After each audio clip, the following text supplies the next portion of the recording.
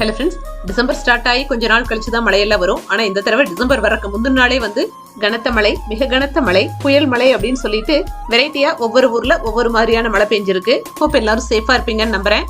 அங்க தமிழ்நாட்டுல பெய்யற மழைக்கான எஃபெக்ட் பெங்களூர்லயுமே இந்த 2-3 நாளா பயங்கரமான குளிர், பனி, கூடவே அப்பப்போ மழையும் பெய்யுது. இந்த வெதருக்கு ஏதாவது ஒண்ணு ஸ்பெஷலா செஞ்சு சாப்பிட்டே ஆகணும். சண்டேல வந்து ரிலாக்ஸா இருக்கலாங்கிறதுலாம் இல்ல.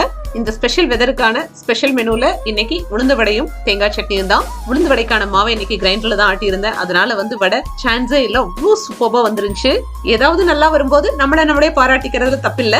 என்னதான் வடையும் சட்னியும் மார்க் ஸ்கோர் பண்ணாலும் பக்கத்துல டீ வச்சா மட்டும்தான் 100% கம்ப்ளீட் ஆன மாதிரி ஒரு ஃபீலிங் நமக்கே.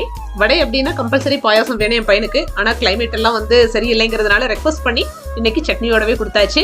இந்த உளுந்து வடை தேங்காய் சட்னி ரெசிபியை அடுத்து போடுற லாங் வீடியோல நான் ஷேர் பண்றேன். உங்களுக்கு முடிஞ்ச அளவுக்கு அந்த லாங் வீடியோவை இந்த வீக் டேஸ்ல ஒரு நாளோ இல்லைன்னா கம்மிங் வீக்கெண்ட் சாட்டர்டே அன்னைக்கும் நான் போஸ்ட் பண்ணிடுறேன். செக் பண்ணி பாத்துக்கோங்க.